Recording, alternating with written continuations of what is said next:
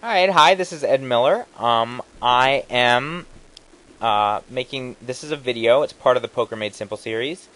It is obviously a playing video, which is a little bit different than my other videos have been so far. So please, first of all, this is my first playing video that I've ever made. And so I'm going to go ahead, well, I'll just, okay, we're going to fold that.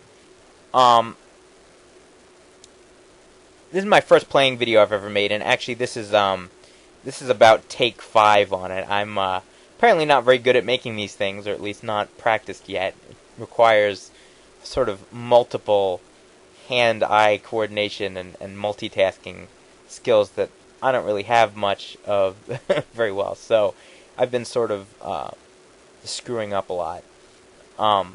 So hopefully this one will go better, and please bear with me. So I'm going to go ahead and bet on the right here. I'm going to bet I'll bet 225. This guy is pretty loose aggressive. He's been floating a lot. Okay, we're going to go ahead and fold. I think that might be a bluff. But yeah, it was a bluff. So as you can see, this guy is pretty bluffy. So a lot of times I'm not going to be playing hands out of position with him, which is sort of one of the Poker Made Simple concepts, that you... well, anyway, let me start over. So this is part of the Poker Made Simple series, and it's a playing video, and we're going to try to exemplify the principles from Poker Made Simple. So here I just raised 6-4 suited on the button after a limp, and this is because we want to play position, and that's often how it'll work out. That opponent will call before the flop, and then fold to a continuation bet. So as you can see, I've been playing at these tables for a while. I told you this was like take number 5, so I've been playing for quite a while. I actually I sucked out on this guy on the left table, chip edge. I had pocket 10s and he had pocket jacks. Then I caught a 10 on the river and he didn't like that so much. So that's why I've doubled up here. So he may be out to get me a little bit. That's pretty much the only... And then the other thing is that this guy, Kokla, has been sort of talking a lot of smack to the table in general. So here we go. I have 9-7 suited under the gun. So I'm definitely folding that because I don't want to play out of position. This Kokla guy, you can see, is very loose aggressive and has been playing... pretty bluffy style, so you should know that. I might take advantage of that at some later point in the video. And in fact, that hand I played earlier, where I had the ace suited and then bet into him on the flop and let him raise, that was actually sort of a questionable play on my part, given how he plays, given that he is so bluffy and so forth. That possibly I actually should have check raised that flop, because of that, because of exactly what happened, where I bet on a dry flop and he raised me because he knew that there's a good chance that I missed it. So that's sort of one of the advantages of playing position, but in reverse, because it got used on me. That you can make plays like that. So anyway, so this is part of the Poker Made Simple series. We're playing on Eurolinx today, and actually I've been playing a lot on Full Tilt, but I would say actually I think so. I'm sort of new to this site and Prima, but I actually think I like it a lot. They've been playing on it. The games are different. I would say the players tend to be looser. In general, especially at this 25-cent, 50-cent level. They also do tend to be a little more aggressive. They tend to be a little more bluffy, which is actually good practice for you if you want to move up. They're loose, so it's a pretty good... Okay, we're going to go ahead... This is a tight fold, but it's a Poker Made Simple fold. We're going to go ahead and fold Ace-10 offsuit. All right, we're out of position. We got aggressive player behind us. This is a tight fold. I might normally play the hand, but we're going to play this session according to the Poker Made Simple principles, and and that would be a fine hand to fold in that situation because you're out of position. We're really going to try to avoid playing out of position in this session to accentuate the principles. So one thing that's interesting is that you can actually play in no limit. You can play a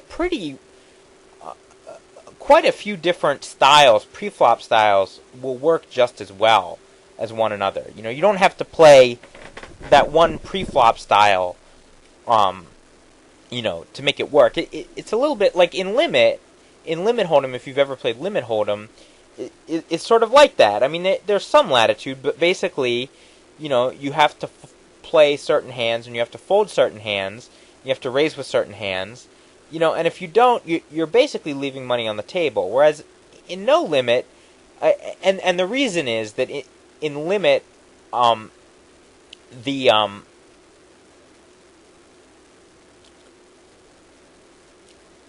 right, now something I just want to point out here is that this player on our right here is very tight and has already open folded their small blind to us twice. So often in a blind versus blind situation where I'm the big blind, I'm not going to give the small blind a lot of credit when they open, but this guy I'm going to give more credit to. So I'm going to go ahead and, if it comes to it, if they open raise and I have sort of a marginal hand, I'm going to go ahead and fold because of that.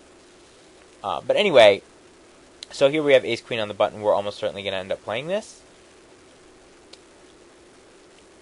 And all right, we're going to open.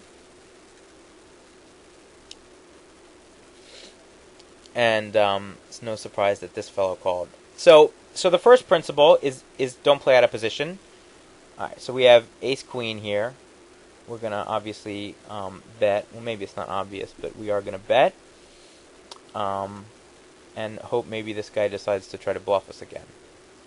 All right, at least they're giving us some action.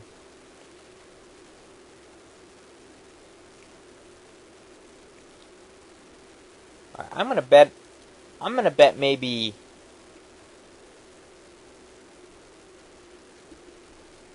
I don't know. I mean, what I want here is I want Coquelet. It's not likely at this point, but I want Coquelet to try to bluff raise me again. But I'm going to go ahead and bet a good chunk of the pot, and if I get check raised all in, I'm just going to call and hope they don't have king 10 or whatever. Okay, so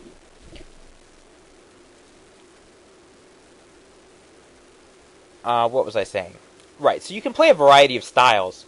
When I play, normally, not according to the Poker Made Simple style, when I play my personal style, I tend to be a little bit looser than what you're going to see here. I play especially a little bit out of position, and the reason is that in these smaller games, in the 25-cent, 50-cent, 50-cent, $1 games, I can have reasonably good control over a lot of opponents, even from out of position, because they don't play their position very well. And so I don't mind wading into out of position situations so much because I can bet them off their hand. I can read their hands, even despite the fact that I'm out of position, and I have okay outcomes. So I'm not going to recommend that in this video. But the thing is that No Limit, because so much money goes in after the flop versus before the flop, you can play a wide variety of different styles: a super tight style, a super loose style, in between style, heavily positional style. You can play all these different styles and make them work because most of the money is made or lost after the flop. So what you're starting with before the flop doesn't matter as much as it does in, say, Limit. So that's the first point. The second point, one of the major Poker Made Simple principles, was that we're going to play big hands for big pots and small hands for small pots. And if we look at that hand I just played, I flopped 2 pair, and I was tempted, because Coquelet is bluffy, I was tempted to try to induce him to bluff. And actually, I would have been more... So we're going to go ahead, even though we're in position, we're going to go ahead and fold this. Ace-6 offsuit is it's a hard hand to play, and I'm fine with you folding it in position. And so I'm sort of... going to recommend that. If this guy starts raising our blind a lot, then I would go ahead and maybe play that hand, or maybe even 3-bet with the hand. But in that situation, I'm just going to fold it. So we have King 10 offsuit on the button, not a good hand. But again, we're going to play our position. So we're going to fold here. Actually, we could actually probably open with this hand because this player, well, this player is not, I wouldn't call him tight, but is not as loose as this guy is. So we might open some more hands from the cutoff now that this player is sitting out. We're going to check the 7-5 suited. Alright, so now we flop a small straight draw. This player's post-flop aggression is low, so I'm going to feel free to go ahead and bet here and just try to pick up this pot. Because it's not so likely I'm going to get raised on a bluff by this player. Because of this 0.53. When your opponents are not aggressive after the flop, you can... Okay, so that's obviously an interesting card. So I don't know if we want to get the... We don't really want to get the money all in, but we want to get some value out of this hand. So I'm going to go ahead and bet again. Or not. I think I ran out of time.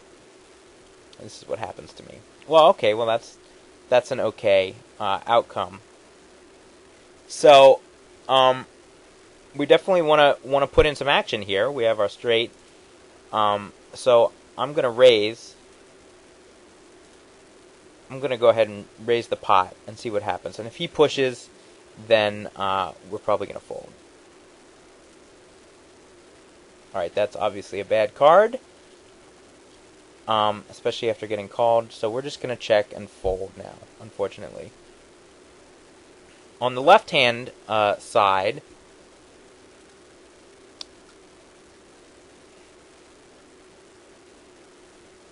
Yeah, I mean, it's a shame to have to fold to this, but it's really, at this point, I think, overwhelmingly likely that our opponent, after that check raise, had a diamond. So I think we're just going to go ahead and let this one go.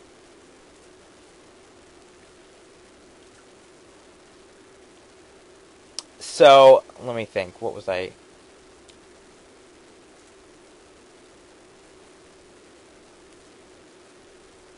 Alright, so... Small hand. Okay, so I was talking about small hands, small pots, big hands, big pots. Now that hand was sort of an interesting one. That one we just played with the straight, because A, we were out of position. B, we had sort of what I would say is a vulnerable hand. We had a straight on a flush board, and we did go ahead and put money in. And the reason I went ahead and put money in was for a couple reasons. One. Is, as I pointed out before, this player does have a low post-flop aggression. So I don't expect to get raised too often by a hand that even worse than our straight because of the flush on board. You know, I expect to get called and not raised when that check raise. So if this player pushes all in, you know, I feel fairly comfortable in making that fold. Due to their low aggression and due to the fact that if we do call and we're beat by the flush, that we're drawing dead. So those are the reasons that I did go ahead and put in that check raise, because I think the hand has value. We can get value from a weaker hand. And if we get check raised, I think it's pretty safe. I mean, if we get, pushed all in on, it's a pretty safe fold there. So that is why I went ahead and played the hand that way.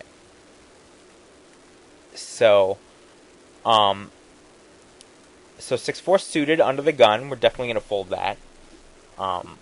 Again, we're playing position, and that is just not position. Now 9-8 offsuit here on the button, we're going to go ahead and play this if it's folded to us, and it is. So we're going to raise. Alright, this table is not as good as it used to be. This table used to be full of green, and now it's full of orange. So, but that's okay.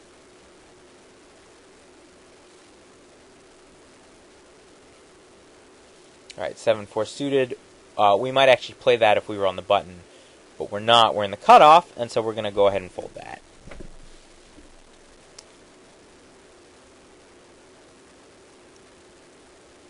One of the main poker made principle idea. One of the main poker made simple ideas is that you should, play A, stick to playing in position, and B, that you should leverage your position by making bluffs, by floating people, and by getting value for your good hands. So I'm going to hope that in some of these hands coming up, that we'll get to show you a little bit of that. Maybe show you a bluff, or maybe show you a place where you can get a good value bet. Now this is the great thing about Eurolinx, is that you can see face up what you folded, and so that you can see that you flopped the flush and then feel sorry for yourself. So that's the other good thing about Eurolinx, in addition to what have been pretty solid games so far for me, is that particular aspect of it. So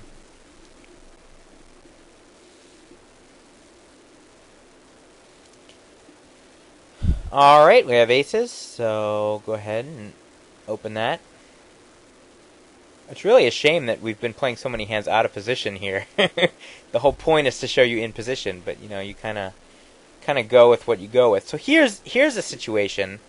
I'm actually going to go ahead and bet this, but if we were heads up against this guy, I might actually check it here. So let me see if I can. I'm going to bet $4. And we actually don't like it if we get raised here. So okay, we didn't come up, so not an issue. But we bet there, and that board is raggedy enough that I'm not really thrilled about getting all in with aces there. Obviously if we get all in, we want to do it against a hand like ace king, king queen.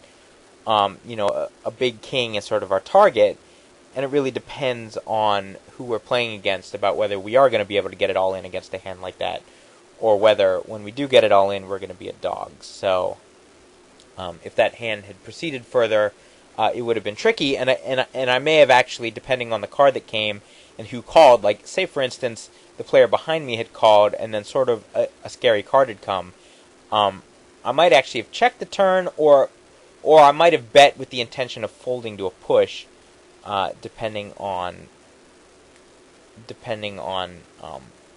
the card and the player and so forth. So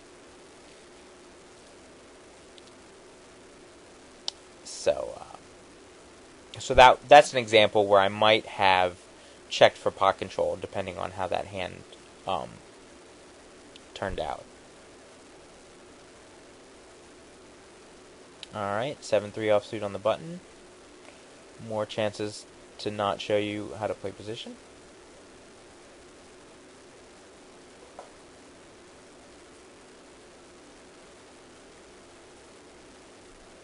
And again,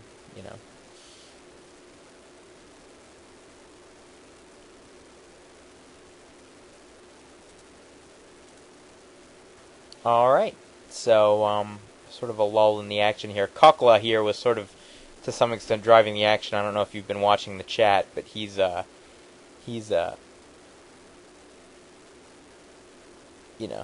little bit mouthy. Idiot. I think he's called everybody at the table an idiot so far. So let's look at the players here a little bit. They've changed since I first started playing pretty significantly, and now these games really aren't so good anymore. Obviously, Grail Knight here is very tight. Is playing half a stack. Okay, here we go. We're just going to go ahead and fold here.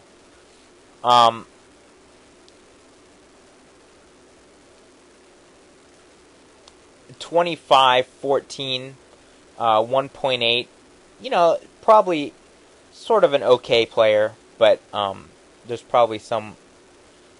Generally, I find better players, especially, tend to have slightly higher aggression factors. And this is 164 hands, so I'm already pretty convinced that this player is maybe a little bit weak. I don't know. Who knows? We'll see. Obviously, Kukla is extremely loose and aggressive, and unfortunately, we don't have position. And then L Prototype here is very passive, passive before the flop, passive after the flop, which is a good kind of player to have, having position on you. If you're going to have somebody behind you, this is a good kind of player, someone who's really passive, and where you can bet into them and know that when you get raised, you're looking at a pretty narrow range of hands. It's sort of what you want there. So that's on the right table. Now on the left table here, let's see, who do we have? We have FGD BDT 23-17-5. That's our not particularly appetizing stats. So we have 6-5 offsuit here. We're out of position. It's only 50 cents more. But we're going to go ahead and fold it. I would have, for 50 cents more, I would have gone ahead and played it if it were suited, I think. Given the multi-way pot, only because it's 50 cents more. If you want to fold it, that's fine too. It's really, as I was saying, you have a lot of latitude in pre-flop play. And if you want to play extra tight in position, please do not feel any compulsion to call at all with marginal hands before the flop, because it just, it's not, that's not how you make your money playing this game. So, do what you're comfortable with. So this player, this player just left, unfortunately. This was starting to become sort of the one of the juiciest players at the table, I guess, and then they just left. Well, hopefully someone even better will come in. And then this 24-14 with the infinite aggression after 50 hands. Again, not a very...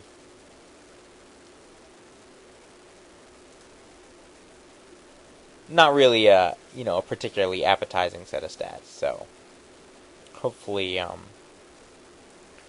the tables will start getting better again. When I started, they were really excellent, and now a bunch of the sort of target players have gone bust and left. So that's a shame.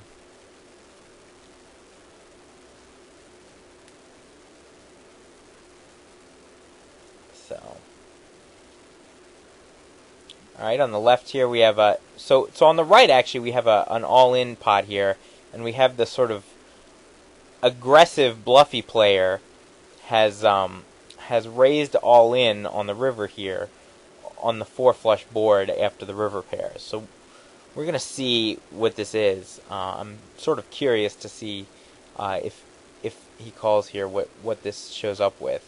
I have a feeling if he loses the hand, well, he didn't lose the hand, so we're not going to find out. But this is a player that I definitely consider capable of trying a bluff raise there. So that's why I was curious to see what he might show up with. So here on the left we have King Queen offsuit. All right, we got called in 2 places. Note they're both sort of short stacks, and we have a nice hand here. So I'm basically just looking to get all the money in on this flop. If I get check raised, I'm going to go ahead and be happy to call. So I'm just going to play it bet, and try to get all the money in. So here I'm going to bet slightly less than their total stack, but it's a bet that is ultimately going to commit them to the pot. I could have actually bet slightly less than that. All right, and they go all in, and I call, and we'll see what happens. And they made a straight on the turn. Okay.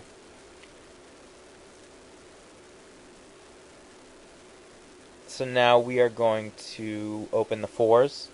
So I like to open pocket pairs under the gun, even 4s. I think they're especially good in these games because the players are so... right. Here again, we're out of position, so we're going to fold the Jack-10. They're just good implied odds hands, and in these games, often you do have pretty good implied odds. People will stack off with some crazy, crazy stuff sometimes, and so obviously pairs are going to be good in that situation. So here we're playing out of position. We're gonna play. Okay, so we have flop top pair.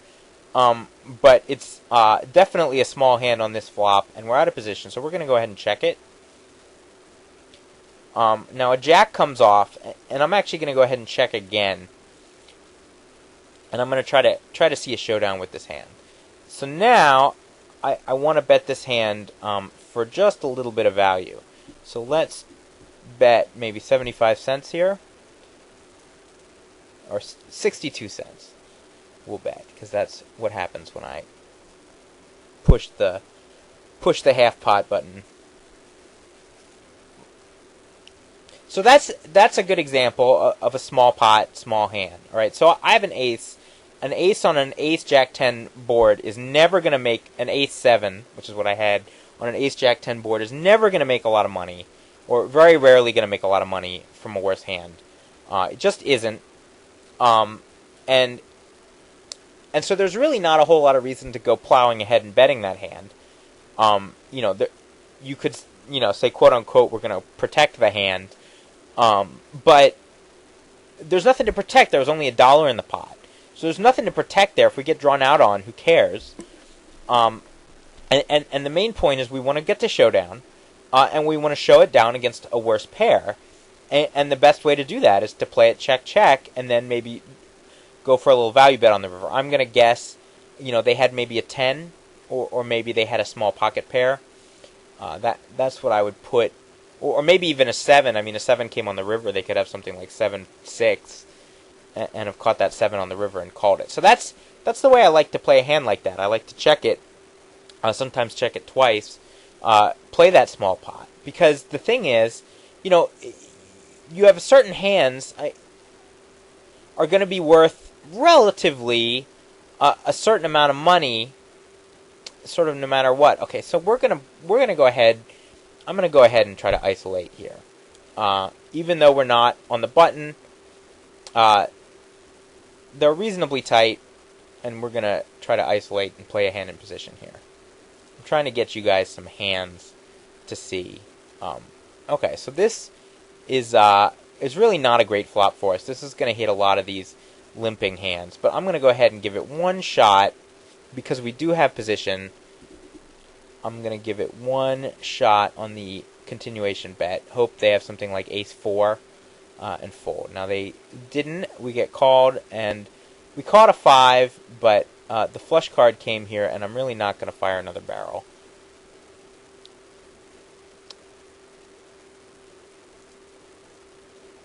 And we're going to fold to that.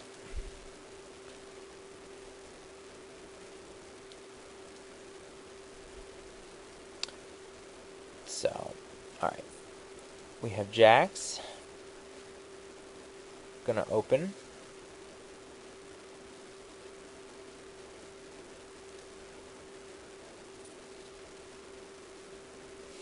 Alright, we get 3-bet here. And it's by a sort of short stack. Unfortunately, we don't have any stats, so I don't know what that 3-bet means. Here's the thing.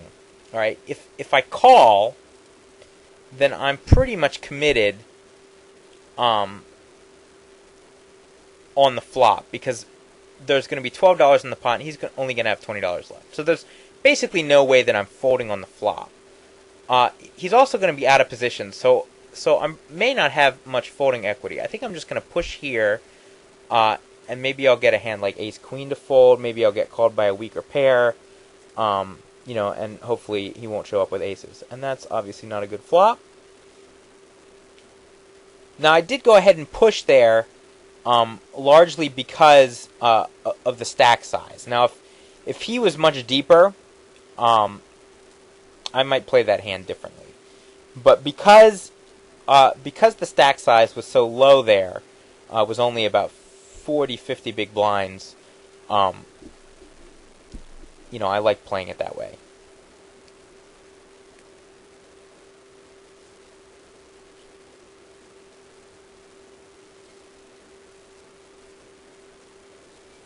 So, didn't work out.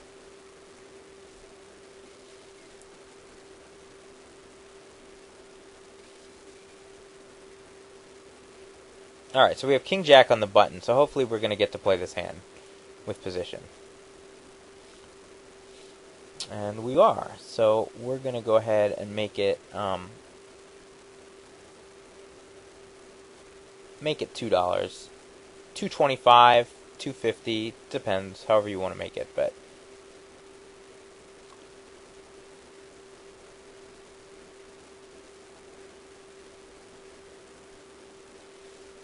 Alright, I'm going to go ahead. This guy's running his mouth, but I'm going to go ahead and...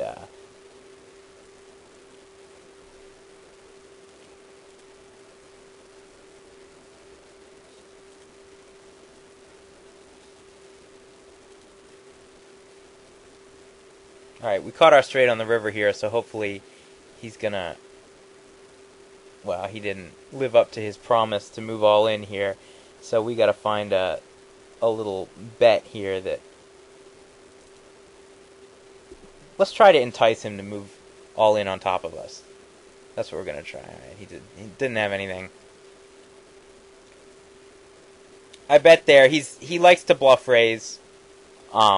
So I put in sort of a weak-looking bet there on the river. Played the hand weakly and put in sort of a weak-looking bet to try to induce a bluff check raise out of him. And it didn't work out, so... He really didn't have a lot of hand here. So I'm going to go ahead and check this. King 10-8 with two opponents, and I totally whiffed. I'm just going to... And a loose aggressive player behind me. I'm just going to let it go.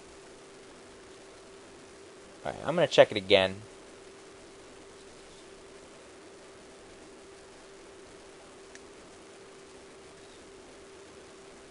And after a bet and a call, I'm definitely going to fold.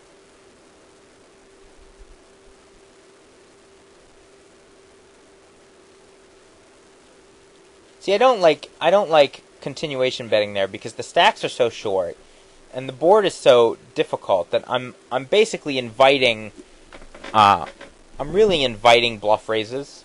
You know, if I continuation bet there and he's only got $20 left, he's going to push on me, you know, with a lot of hands, with draws, with made hands, with all sorts of things, and I can't call that. And there's no, you know, I'm just not going to get a fold nearly often enough. So here's King 10 offsuit.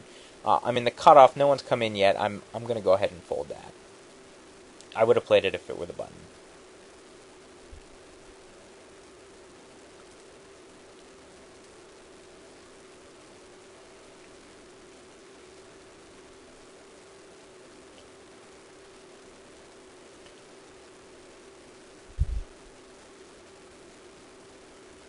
So we go back, and one of the sort of, you know, the hand that I've played so far that I think is sort of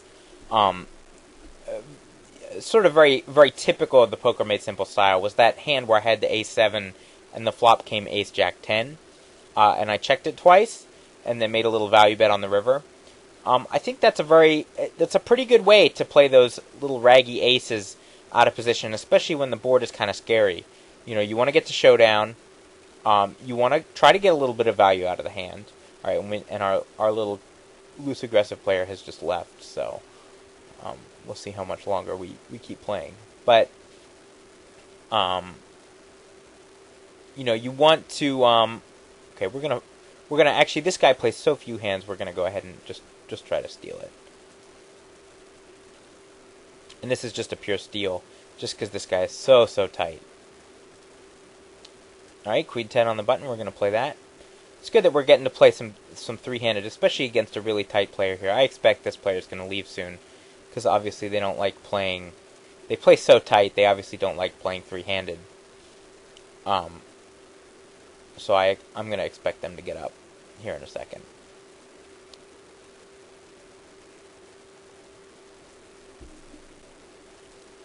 But yeah, checking that hand twice allows me to get a little bit of value, allows me to maybe induce a bluff, allows me, you know, and doesn't bloat the pot. So, you know, say I bet and then someone calls me with a 10, but then a king and or a queen comes off, so there's a 4 straight, you know, and then I check and then they decide to bluff me.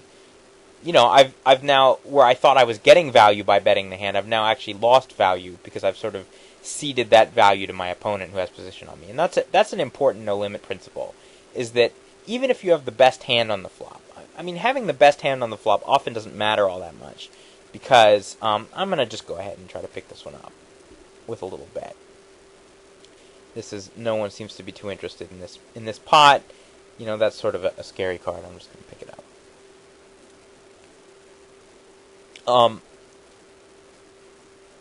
Getting those, you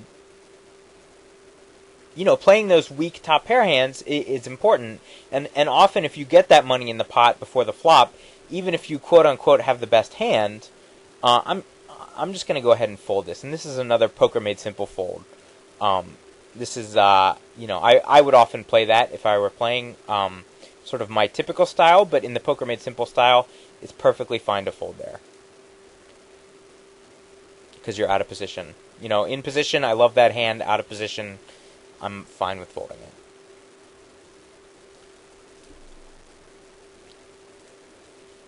So yeah, that was I would say perhaps the most instructive of the and this player did leave. Instructive of the hands I've played so far. So I'm probably going to play another couple orbits here, and then wrap it up. I hope you have enjoyed it so far. We didn't get a ton of Poker Made Simple situations, a ton of the small hand, small pots, large hand, large pot. But you did see a couple hands. There was also that ace-queen hand I played the. So this is a hand. It's tough to it's tough to know what to do here exactly. There's a number of things you can do. You can 3-bet. You can call. I'm just going to call here, and I'm going to check. And I'm going to go ahead and fold if this if it comes to it. This is sort of. I'll go ahead and take a shot at this. I have a gut shot and an overcard, and there's a decent chance this bet's going to pick up the pot.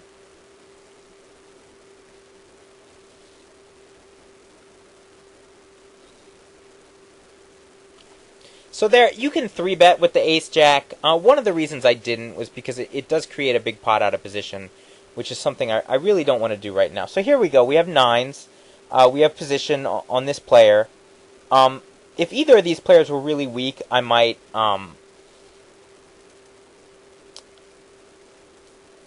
go ahead and just call and hope that they came in and that they would lose. We don't really have stats on them. They might be weak, but I'm going to go ahead and just re-raise here. And okay, so this, I don't really like this call here. So, well, it depends. So I'm definitely going to take another pot at this one. The board is nice and ragged. There's a decent chance that we have the best hand. Going to go ahead and continuation bet. Okay, and that worked out fine. We got kings on the left here.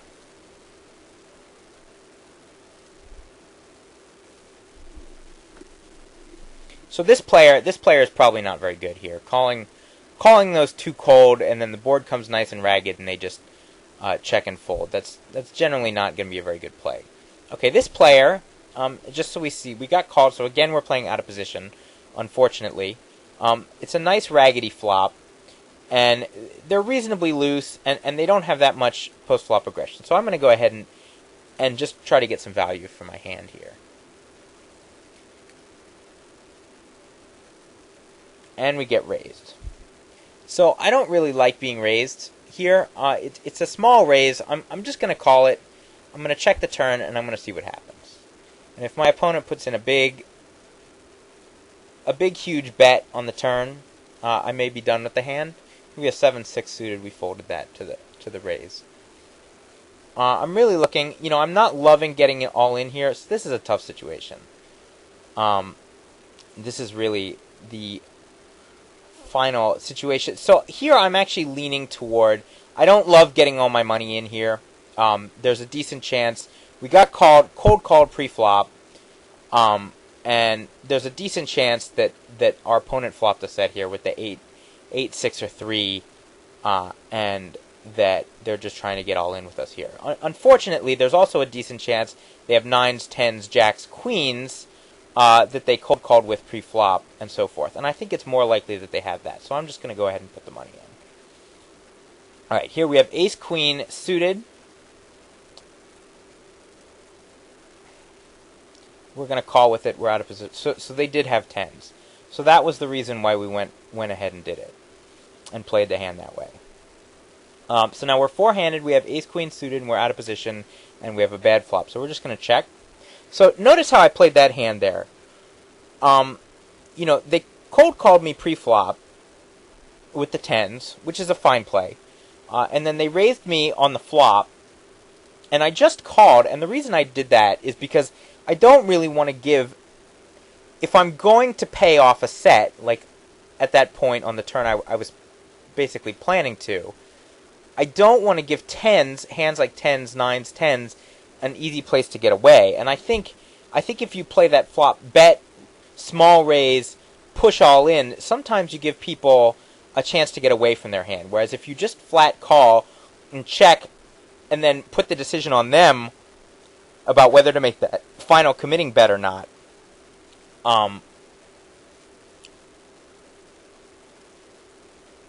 you go ahead and put that... Okay, so here we go. We picked up a 5. That 5's not a big deal, but I think there's a good chance we're just going to win this pot if we bet. So we're just going to bet. So, alright, we get kings again, and this time maybe we'll have position with it. So let's make it 250 here. Just a little bit bigger with the kings. If you play your big pairs like that, often you're going to get people to stack off sometimes a little bit more. If you play it over a number of streets and give and if you suspect your opponent might have a smaller, bigger pair, let your opponent put in that final committing bet so that they really are committed for when the money goes in, and that way you don't give them an opportunity to get away, and that's sort of unimportant. So we got called in 3 places here. This player, remember, was the one who called very light the other time around. So we're not going to give him a whole lot of credit for a hand here.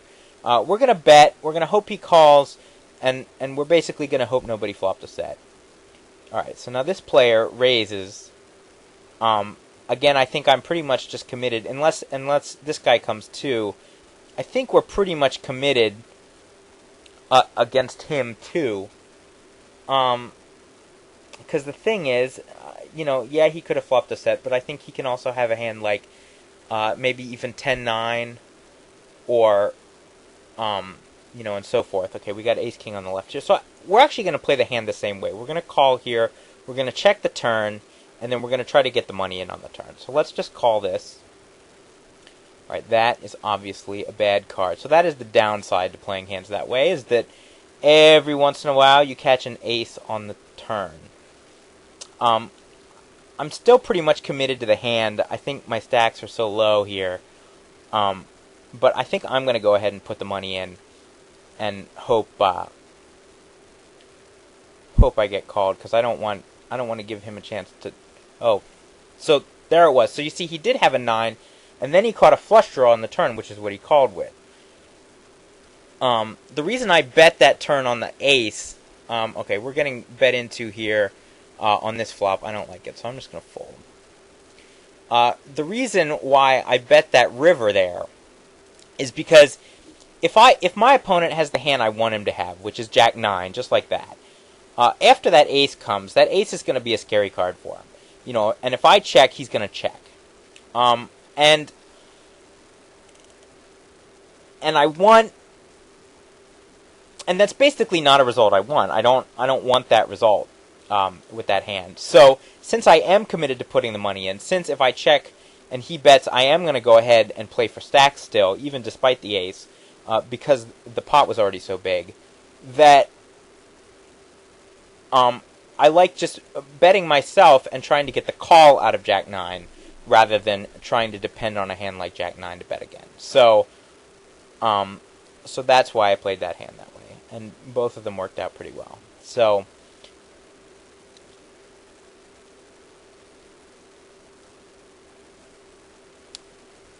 that will give you an idea. So let's just play one more round on each table here. I'm in the big blind there. I'm in the big blind here, and then I will wrap it up.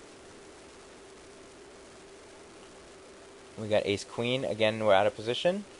Here we go. We have to fold to ace 6.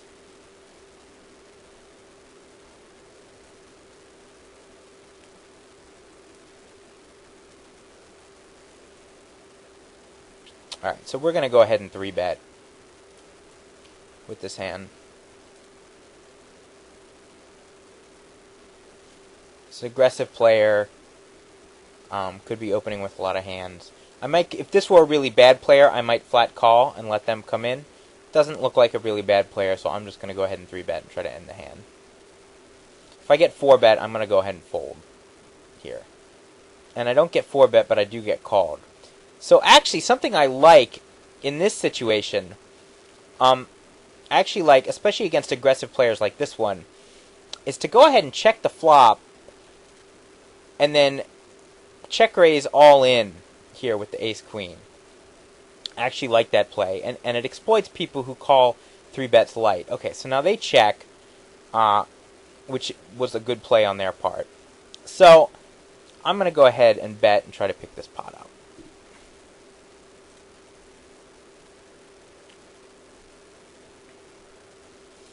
Eight-seven suited, out of position, we're going to fold it. Now, if Sexy Babe pushes on us, then I'm just going to say good play and fold my hand. Yeah, that's... So, Sexy Babe played this hand very well, and I'm basically just going to have to fold.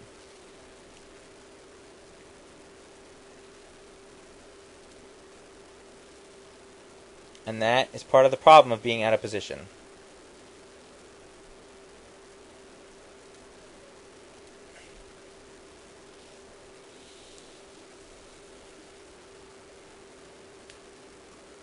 So, in the future, if I were to play another hand against Sexy Babe, so Sexy Babe's obviously a pretty good player.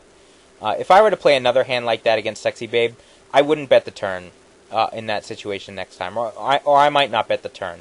I tend to bet the turn out of position against people at the 25-50 cent level because they don't handle it very well. But this is what happens. What you just saw is what happens if you put too much money in out of position when you're playing no limit. So we're going to turn off the auto post blind here. And that is exactly what happens. And most players don't play that way at this level, but some do, obviously, as you just saw. And so I would make an adjustment for next time if I play against her. And I'm not going to be so eager to put in that out of position bet with no hand against her again. You know, one thing that is important and that I think a lot of people sort of gloss over when they play poker is that poker is really about, you know, it really is about adjustment. You know, you're not out there trying to play the perfect unexploitable strategy from the very beginning. All right, so this is our last hand. It's 10 deuce suited, and in Poker Made Simple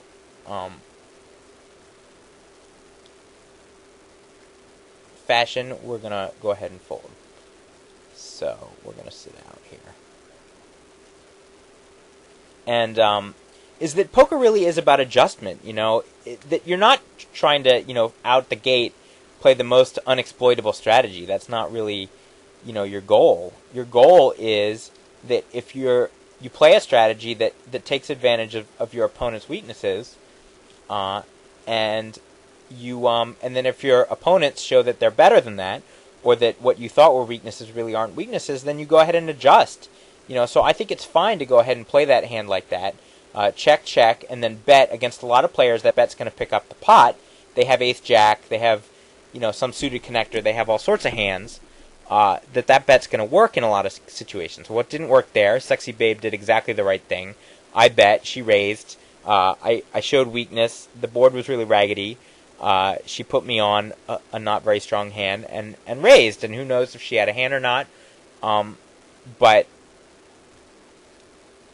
you know, I'm going to file that away, and then I'm not going to try that play on her next time. And that's the bottom line, and it's okay. It's okay to get sort of outplayed on hands sometimes, because, you know, you don't know everything about all your opponents. I didn't know how she would respond in that situation. But given that she played the hand that way, I'm going to adjust in the future, and that's really all you can ask for. So that was it. That's my first playing video. I was a little rambly, but I actually managed to get through the whole thing on take number 5, so I hope you enjoyed it.